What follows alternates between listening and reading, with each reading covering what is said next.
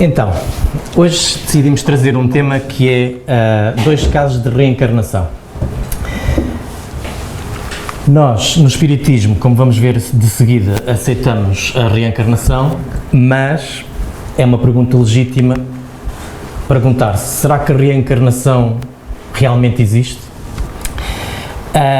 Tanto para a resposta sim como para a não, há pessoas que vão lá através da fé, através da crença, e depois há algumas pessoas ou correntes que tentam lá ir através da razão e da investigação.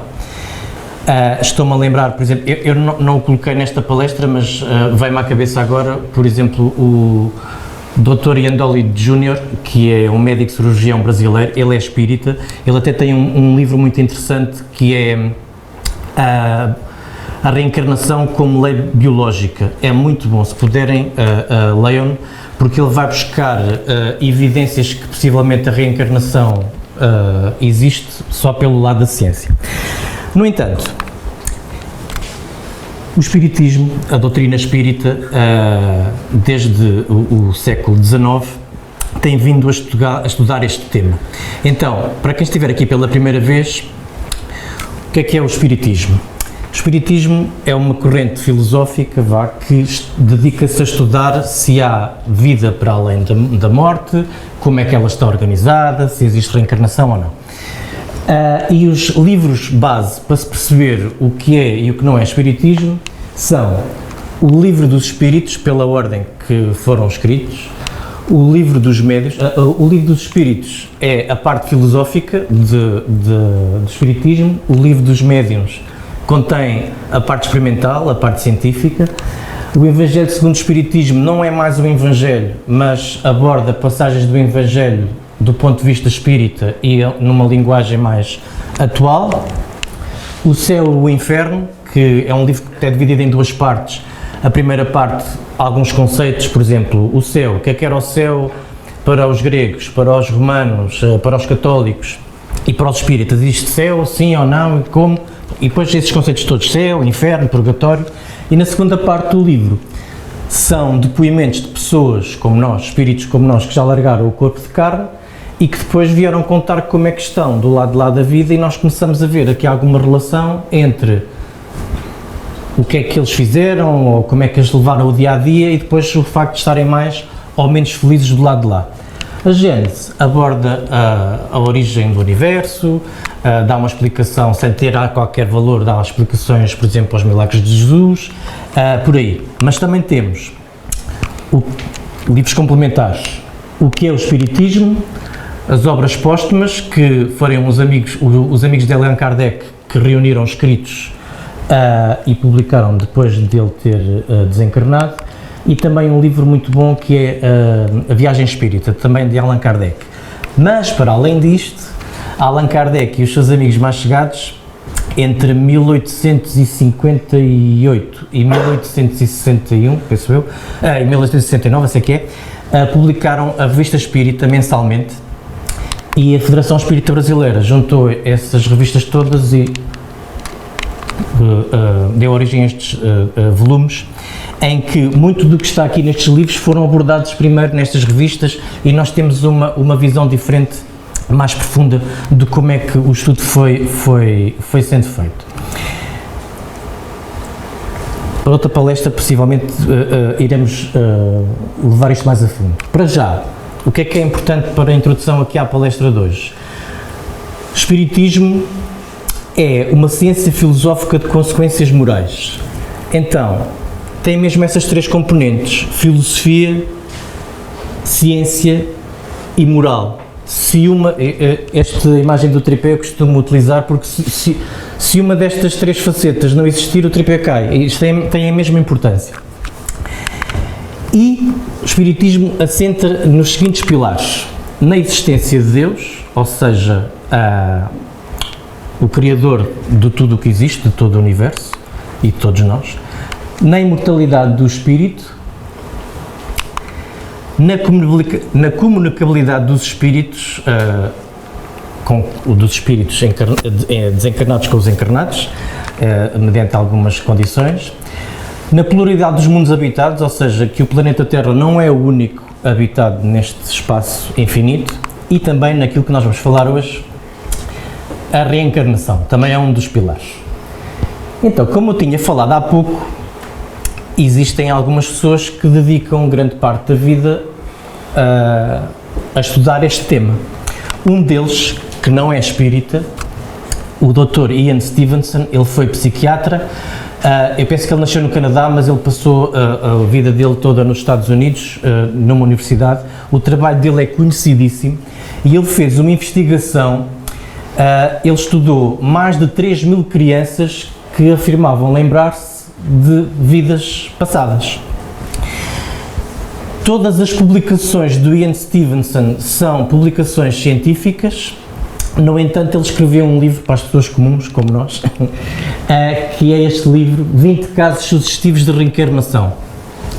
Eu também já dei este exemplo aqui, mas, por exemplo, o Carl Sagan, que era um ateu convicto, os mais velhos devem se lembrar dele, daquela série dos anos 80, o Cosmos, ele olhava para o trabalho do Ian Stevenson com muito respeito e indicava que deveria ser mais investigado e, enfim, porque tem, de facto, muita qualidade. Mas não foi o único. Por exemplo, o engenheiro Hernani Guimarães de Andrade, por acaso era espírita, também abordou o tema e é por aí que nós vamos hoje. De referir que o engenheiro Hernani Guimarães de Andrade fundou o Instituto Brasileiro de Pesquisas Psicobiofísicas, IBPP. E este instituto, de uma forma científica, visto que ele era engenheiro, o instituto ainda continua hoje investigações. Eles muitas vezes abordam temas que a ciência oficial não vai por aí, para tentar, sei lá, arranjar uma prova científica em como o perispírito existe, por exemplo. E então, ele lembrou-se, ele também era fã do trabalho do Dr. Ian Stevenson, e lembrou-se de fazer investigação séria a crianças do Brasil que se lembrassem de vidas passadas. E o trabalho dele deu origem a este livro. O livro é exatamente o mesmo, só que isto é a edição antiga e esta é a edição atual, que se chama Reencarnação no Brasil.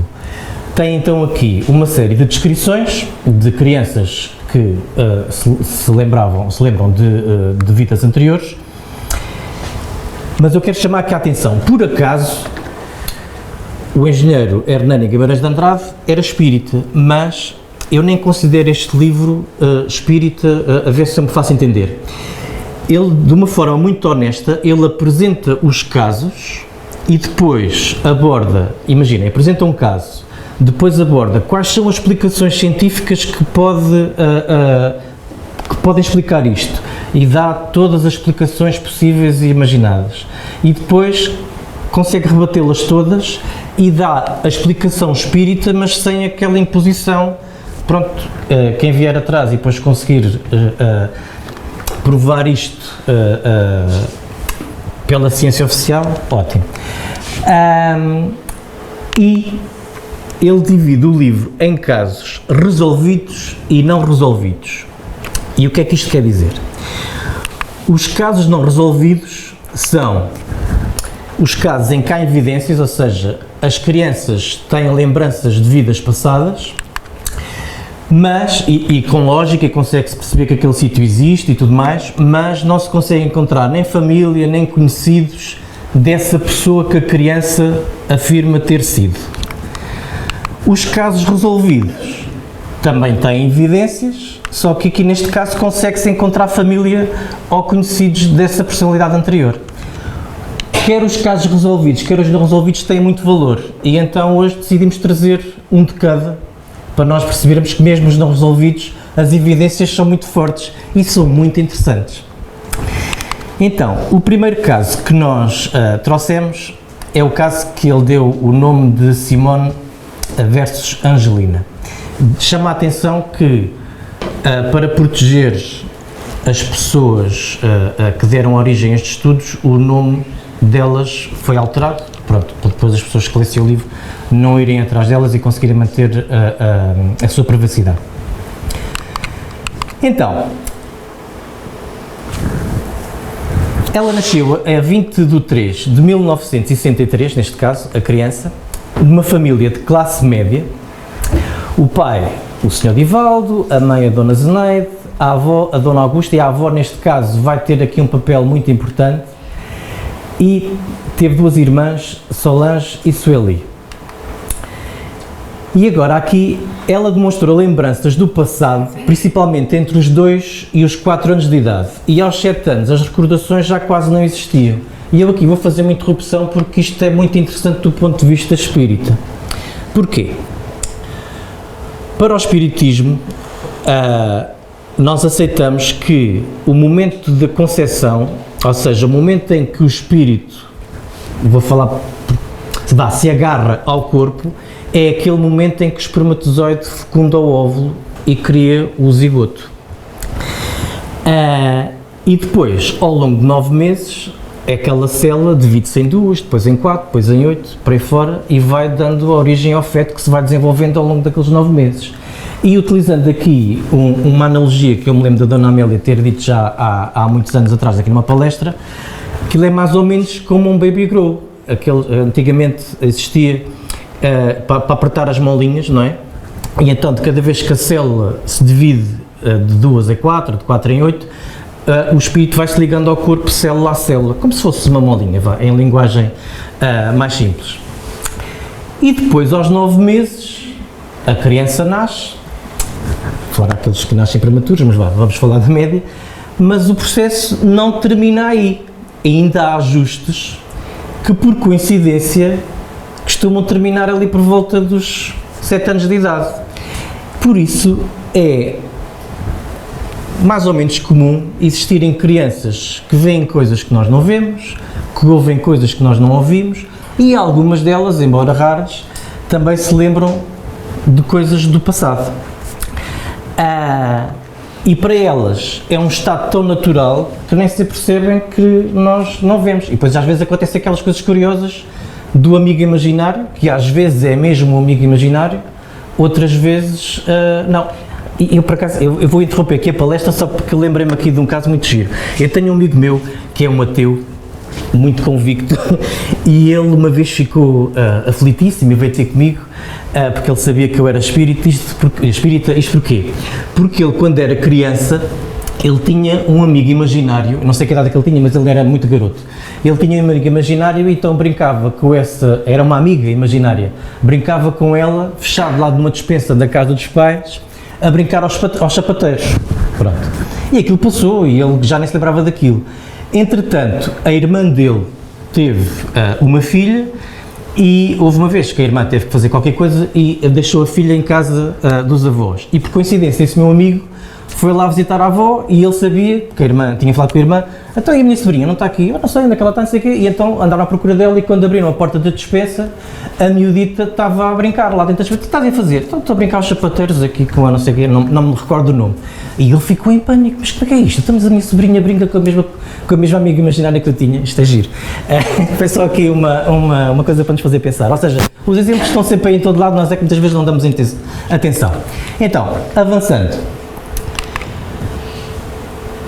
Ela dá aqui alguns detalhes importantes e eu vou só aqui abrir outro parênteses, que é, este caso é muito rico porque a avó tinha um diário e então ela ia escrevendo tudo o que acontecia na vida da criança e isso depois foi muito útil para a investigação do engenheiro Hernani Guimarães de Andrade. Aqui um detalhe importante, para além de português, a avó só sabe falar francês e a mãe inglês, mas em casa falam exclusivamente em português. E estamos a falar de 1963, a criança não tinha acesso à internet e televisão, nem sei. Nenhum deles sabe falar em italiano, nem tampouco conhece alguém que fala este idioma. No entanto, há aqui logo um primeiro caso interessante que a avó colocou no diário, que foi a primeira vez que pegou na criança ao colo, ela teve o impulso, a avó, de dizer amore mio, que é meu amor, em italiano. E curiosamente, com 2 anos de idade, estava a mãe com a Simone na vida delas e e ela ainda estava aqui dentro deste, como é que se chama, berçário. Ela vira-se para a mãe e diz assim, mamina, hoje estou felice. Depois ela misturava aquilo. E a mãe achou aquilo um piadão, mas mais tarde, quando a avó chegou, por acaso a avó chegou, foi lá à casa, ao mesmo tempo de uma senhora que este tinham contratado para ajudar nas limpezas ou para passar a ferro, e então a senhora da limpeza ouviu. Ela a contar, vejam bem, que hoje a miúda cada vez fala mais coisas que parece italiano, hoje até disse que estava felice. E essa da limpeza assim, então, mas há alguém aqui que fala italiano cá em casa? E a miúda muito, e eu parlo. E isto começou a chamar muita atenção. Quando a irmã dela nasceu, ela começou a tratar a irmã por Mia Sorella, Mia Bambina, que é a minha irmã, minha pequenita, tudo é italiano. E ela começou a utilizar muitas palavras em italiano com tenridade, sem ter ninguém que falasse italiano ao pé dela. E utilizando palavras completamente fora da caixa, como por exemplo, ela uma vez foi chamar a atenção à mãe que a Bambina, a pequenita, a Sorella, a irmã, estava lusquinha. E isso em italiano quer dizer, agora estava a falar a palavra em português, exato, estava com um episódio de estrabismo. E então, ela tinha mesmo conhecimentos de algumas palavras em italiano, bastante. E então, esse diário dá informações muito interessantes. Então, ela abordava muitas vezes uma tal amiga Afonso Dinari e começavam a puxar por ela. Então, que essa amiga tomava conta dela no Capitólio, pensavam eles que ela dizia Capitólio. Portanto, para já, vamos ficar com essa informação. E que essa Afonso Dinari a tratava por Bambola, Bambina, Amore Mio, portanto ela utilizava aqui uma série de coisas em espanhol, em italiano, peço desculpa. E uma vez começou a dizer que o Genaro levava vinho para beber com o macarrão. E eles perguntaram quem é que era o Genaro, e ela disse, não, o Genaro é o marido da Afonso, a tal Afonso Dinari, ou seja, a miúda falava de coisas que ninguém conhecia e com nomes em italiano e que ninguém tinha conhecimento disto. Também contava que essa Afonso Dinari, a casa não tinha telhado, era uma casa em muito mau estado, estava tudo partido até as paredes. E uma vez que ela estava a brincar com uns frascos de penicilina, disse que aqueles frascos eram muito parecidos com os frascos do leite do Salvatório. E isto é um pormenor importante, porquê? Porque Salvatório, em italiano, quer dizer asilo. Ou seja, mais uma prova em que ela tinha um vocabulário bastante profundo em italiano. Outra coisa que o engenheiro Hernando Guimarães de Andrade achou bastante curioso e que vai aqui compor a história é: os pais dela não a deixavam comer pastilhas. Portanto, lá em casa isso estava proibido. Porquê? Eles tinham uns vizinhos em que um dos filhos desses vizinhos uma vez engasgou-se com uma pastilha e aquilo correu mal e faleceu. E então os pais, com tanto medo que aquilo corresse mal, não deixavam a miúda comer pastilha. E ela uma vez começou a falar de chicletes e eles ficaram muito admirados. Eles nunca tinham falado de pastilhas em casa, muito menos de uma marca. E ela estava a falar de chicletes e começaram a tentar perguntar onde é que ela tinha tido acesso a chicletes. E ela começou a dizer no abrigo da Afonso Dinari, que ela comia chicletes e dizia que tinham sido os soldados americanos que ofereciam chicletes a ela. Portanto, isto era tudo aqui já uma história sem qualquer ligação à vida que ela tinha. E esta história do Capitólio, o que é que era o Capitólio? Se nós, sei lá, o Capitólio dos Estados Unidos, por exemplo, onde é que ela tinha conhecimento porque é que ela ia falar em Capitólio? Isto vai ser também importante já de seguida. E então aqui ela falava muitas vezes do Capitólio e de andar a brincar nas pedras ao pé do Capitólio e tudo mais. E aconteceu aqui uma coincidência muito interessante, que foi a avó, no talho, na passagem de um ano, o talhante ofereceu-lhe um calendário, para os vistos no Brasil também é comum como cá. E então a senhora trouxe o calendário para casa e estava maravilhada a ver as fotografias que estavam no calendário, que aquilo tinha assim umas fotografias de Roma e tal, e ela começou a falar lá com alguém de casa, a dizer, já viste estas fotografias tão bonitas? E a miudita, na brincadeira, claro, espreitou também com curiosidade para o calendário e ficou maravilhada e começou abriu desmesuradamente os olhos e começou a tremer, a dizer, foi aqui, isto é o Capitólio, esta era a nossa casa, a apontar lá para a fotografia, eu andava aqui nesta escola e eram estas pedras que eu andava a brincar e tudo mais. Ora, então chegamos à conclusão que o Capitólio não era Capitólio nenhum como nós estamos a pensar, por exemplo, aquele edifício dos Estados Unidos. Existe em Roma o Capitólio, o meu italiano esquece, não? Não vai virar. Que ainda por cima tem aqui um campo com ruínas romanas mesmo pegado. A próxima fotografia dá para ver melhor. O Capitólio é isto aqui, este edifício grande. E aqui são umas ruínas romanas que, pelos vistos, era aquilo que a miúda dizia que ela brincava quando era criança. Mas atenção, estamos a falar de uma criança que tinha nascido no Brasil e que nunca tinha sido lá. E isto é muito, muito interessante. Ainda por cima ela fala dos americanos e que lhe ofereciam pastilhas num asilo. O que é que seria aquilo? Outro pormenor, ela tinha um medo de aviões completamente inexplicável, tinha mesmo um pânico. Quando passava um avião ficava com muito medo. E depois falava em pecinhas de metal, numa ponte destruída. E nós sabemos estes pormenores todos porque a avó lá ia escrevendo tudo no tal diário. No domingo de Páscoa de 1966, tinha a criança 3 anos e 1 mês. A avó indica que estava uma série de gente lá em casa para passar a Páscoa e na cozinha a avó estava a preparar o almoço enquanto a Simone, que é a criança, estava ali muito tagarela e brincava com limpava umas tampas.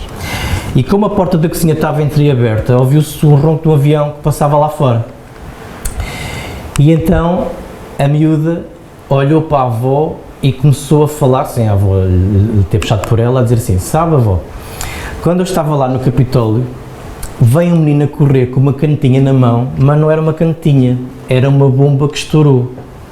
E a avó ficou muito impressionada com isto. E então a avó avançou: então, mas estourou, e depois? E ela dizia: a bomba estourou, magoou muito a minha prima e a minha amiga Afonso Dinari, e saía muito sangue e tal, e depois começou a explicar de onde é que saía sangue e tudo mais. E a avó continua: então, e você? E ela assim: eu fiquei escondida no cantinho e com os braços apertados ela estava a demonstrar dor e tal, que lhe teria acontecido.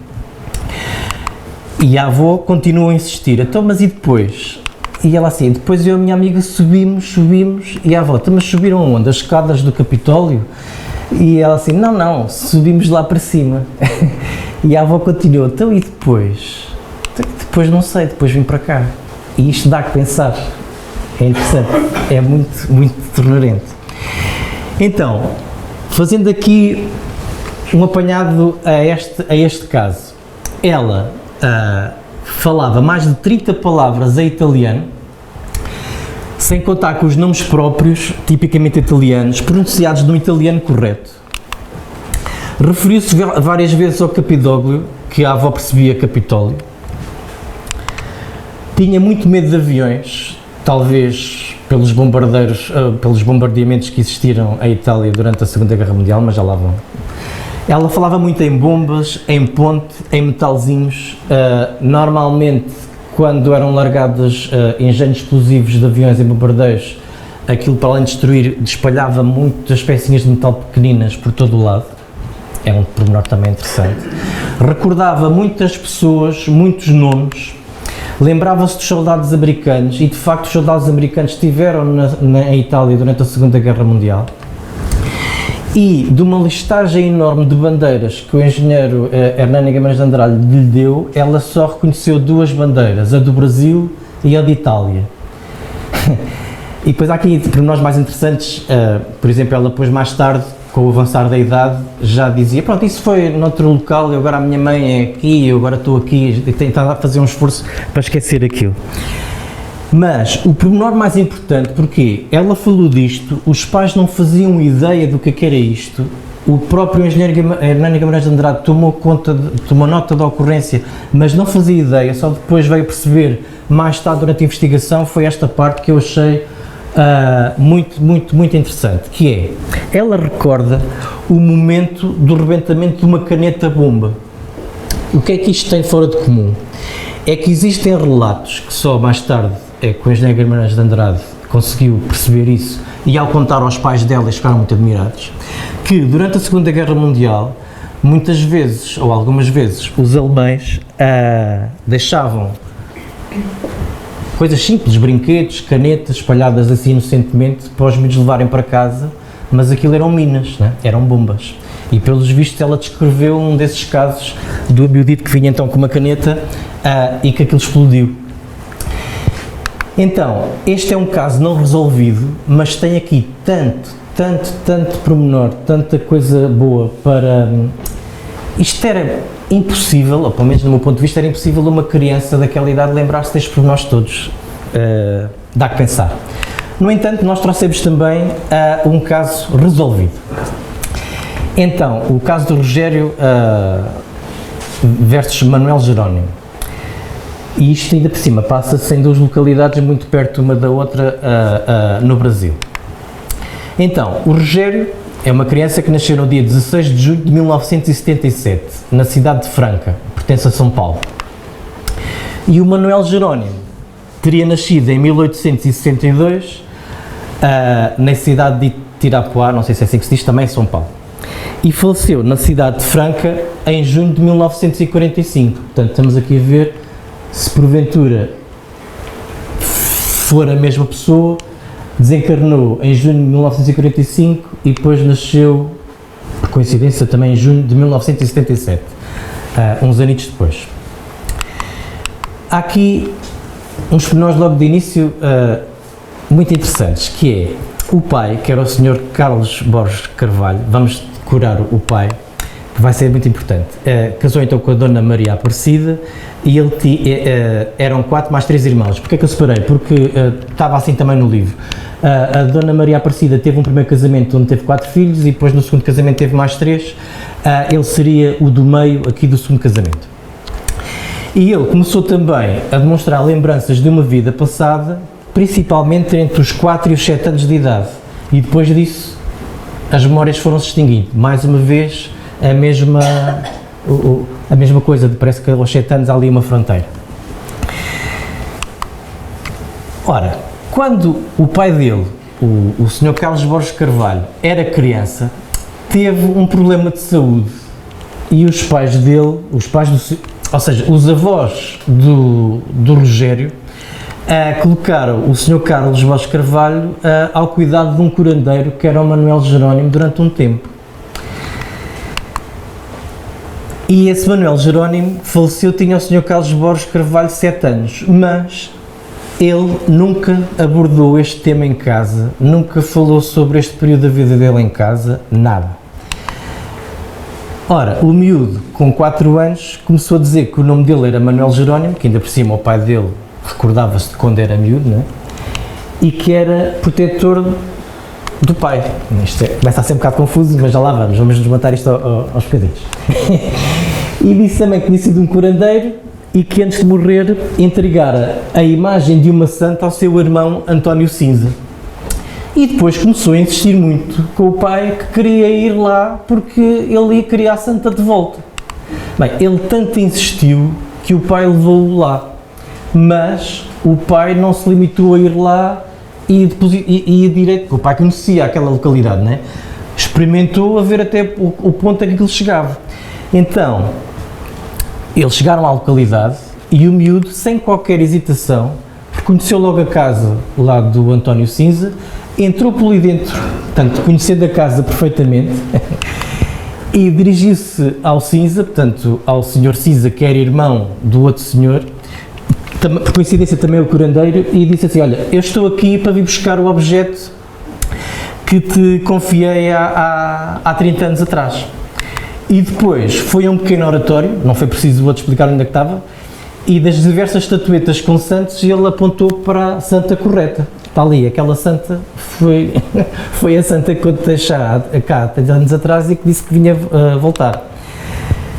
Mas começou a dizer que tinha sido um curandeiro e que desta vida precisava de corrigir algumas coisas, e virou-se lá para o Sr. Cinza e disse: olha, com esta imagem você não vai ganhar mais dinheiro, porque isto é um pecado muito grande. E agora, parênteses.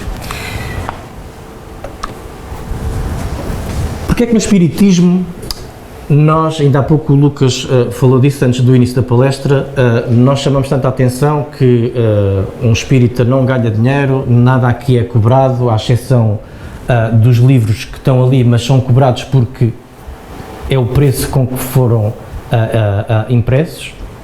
Ou seja, no espiritismo não se ganha dinheiro, nada é cobrado, é tudo gratuito, todas as atividades que há.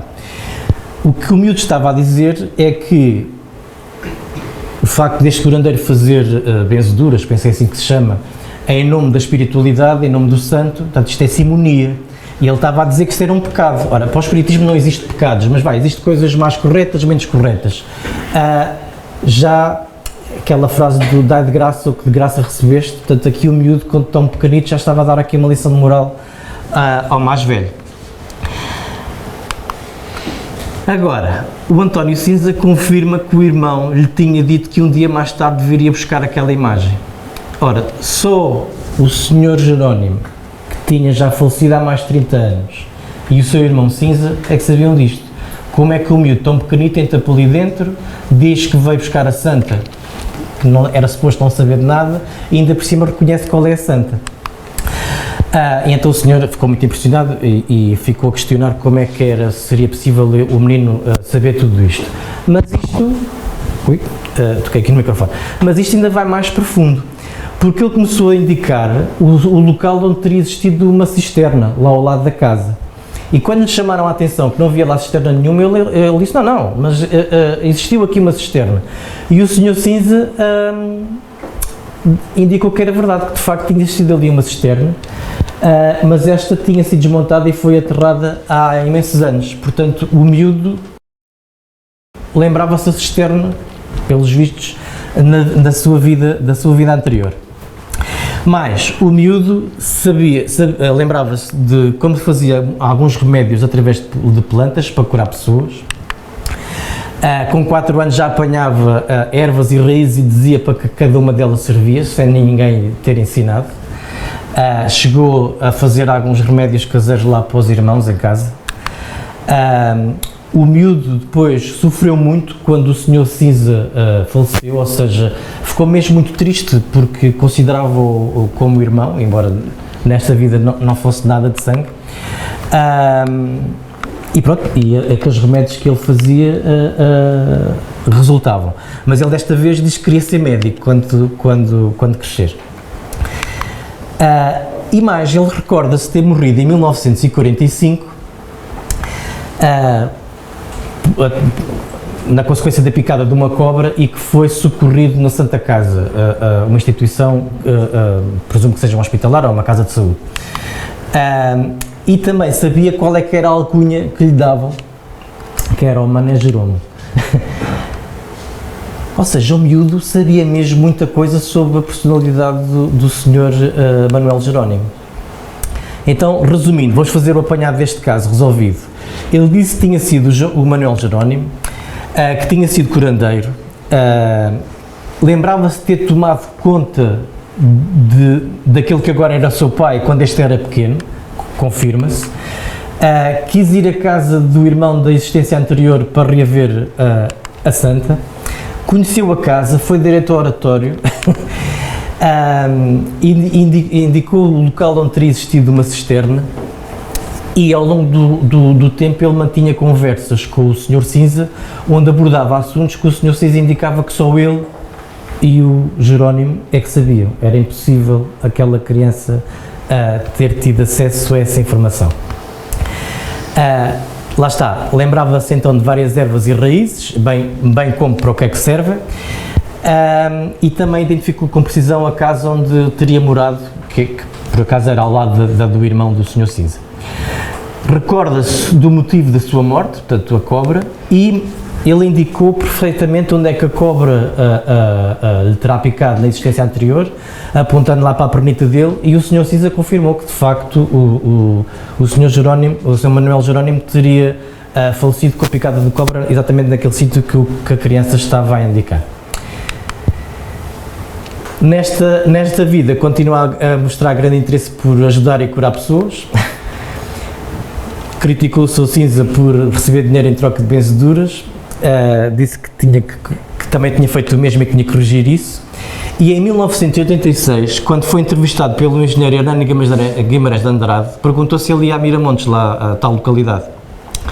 E ao receber a resposta positiva, ele disse que também queria ir com o engenheiro Hernani Guimarães de Andrade, porque disse que queria ir ver o povo dele, queria ir visitá-los.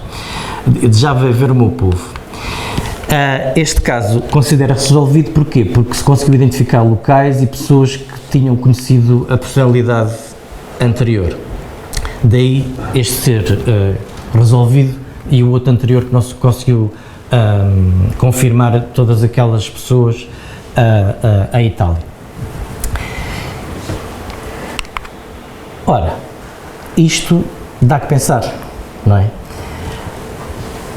Aquela frase que está no túmulo de Allan Kardec, que já agora aproveito, há muitas pessoas que julgam que esta frase é de Allan Kardec, mas na verdade não se sabe quem é o autor da frase, mas ela resume em poucas palavras aquilo que o Espiritismo defende, que é nascer, morrer, renascer ainda e progredir sem cessar. Tal é a lei. E pelos vistos existem muitas evidências que de facto apontam nesse sentido. Este exemplo que eu trouxe aqui, que nós já estamos aqui hoje, são dois casos que estão então no tal livro Reencarnação no Brasil, aproveito aqui para da bibliografia, mas existem muitos outros, por exemplo, aquele livro que eu me lembrei do início da reencarnação como lei biológica, inúmeras aquele livro também que eu mencionei no início do Ian Stevenson, 20 casos sucessivos de reencarnação. Existem imensas investigações ao longo da história e claro, temos aquilo, os livros da doutrina espírita que apontam no mesmo sentido. Ou seja, só para concluir, a ciência oficial ainda não consegue dizer com certeza, porque isto não se consegue meter no laboratório e repetir sempre a experiência e ter sempre o mesmo resultado, não é? Mas existem tantas evidências que parece que vão neste sentido que custa-me um bocado a crer que não exista de facto a reencarnação. E isto é só mais uma evidência.